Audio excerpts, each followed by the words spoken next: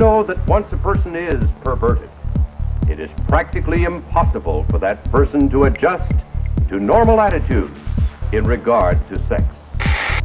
I'm gonna go lofty now, so prepare.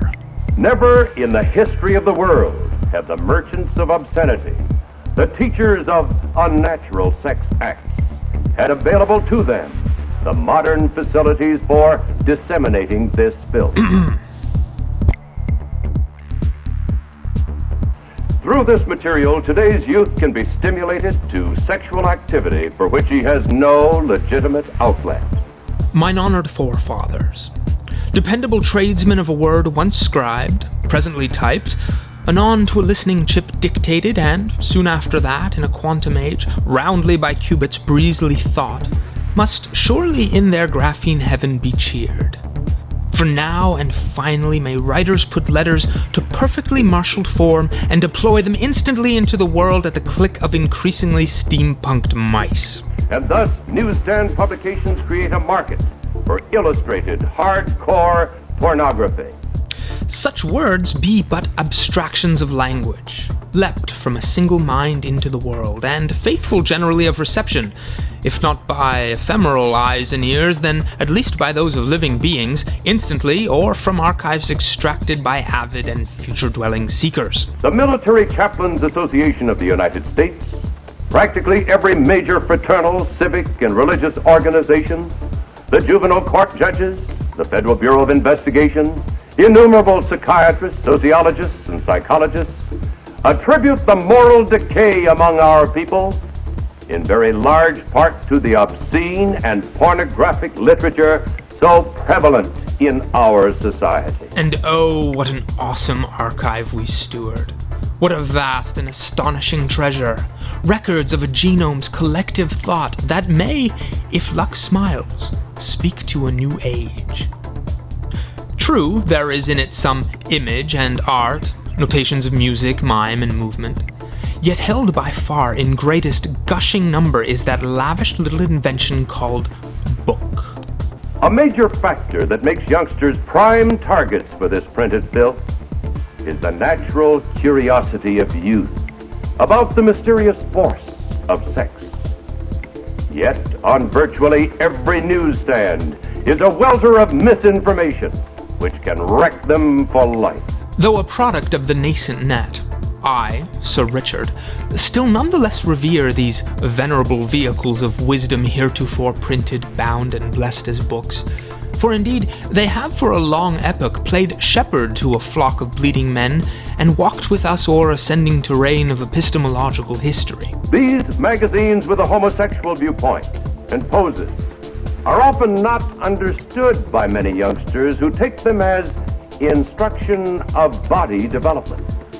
But psychiatrists believe that prolonged exposure of even the normal male adult to this type of publication, though he may not be aware of its true nature, will nevertheless pervert. Natch, and as is to be well expected, the object called book shall soon be blasted from the past into cybernetic tales of an ancient and primitive species. In other words, us, the analog people. We teachers, like school administrators, prefer having audio-visual materials conveniently located in our own schools.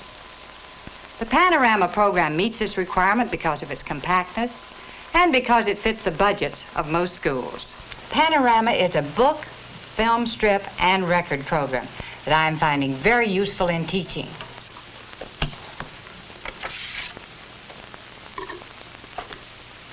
I should tell you that before I present the lesson, I read the book, and especially the introduction, which is very comprehensive. This helps me motivate the lesson with enthusiasm and assurance. I'm brainier than a lot of gang guys. I spend a lot of time thinking. Maybe I should have been a professor. What are we alive for except to grab all the kicks we can? Sex, that's a kick. Sure, damn good one. Drinking, that's another kick. An okay kick. Marijuana, sure. M's good too, if you don't let it get the upper hand with you. Heroin, H. There was something to be said for that. Rape. That was a kick that I'd tried a couple times, and so was murder. Taking life. That's living big. See what we have learned about the world by the time we have toured 12 countries on the magic carpet of Panorama.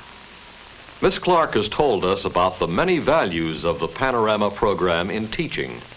Here's how you can buy it. Smut peddlers do not have the right to contaminate our society.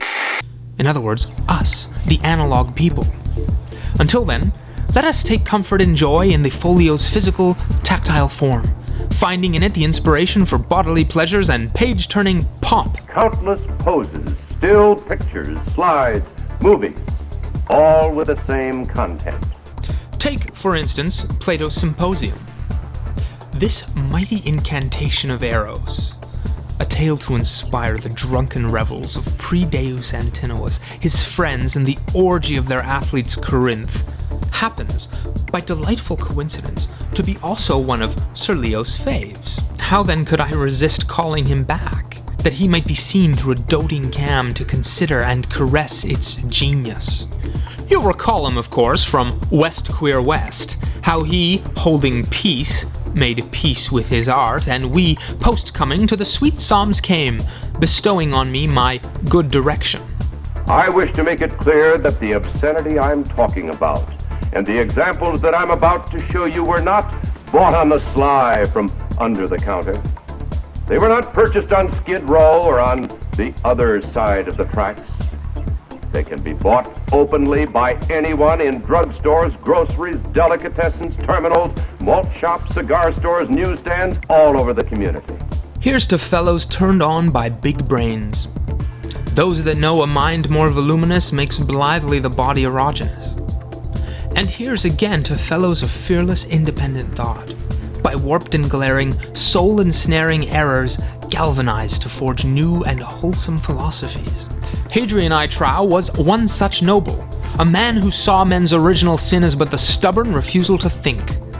By this, he inspires our lucidity to mock the purists in their rabidity. You know what I would have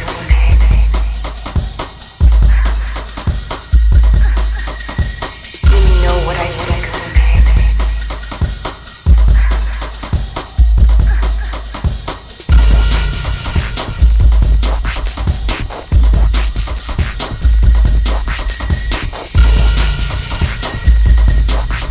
He is knowledgeable, for that he knows both power and its flight. He is knowledgeable, for that he knows his pain and joy be oft times one. He is knowledgeable, for that he knows, as like Socrates, that he knows little. He is knowledgeable, for that he knows what it is to lack. And so, for that he is honest in his inconsistencies, he is most consistent. For that he is giving of himself through flesh, he receives. For that he is on occasion unclean, and will admit to it, he is spotless. For that he is mortal, and profane, he is sacred. These publishers know well high-speed, rapid transportation, mass distribution. These publishers know well high-speed, rapid transportation, mass distribution. These homosexual, grotesque materials. These homosexual, violent obscenities.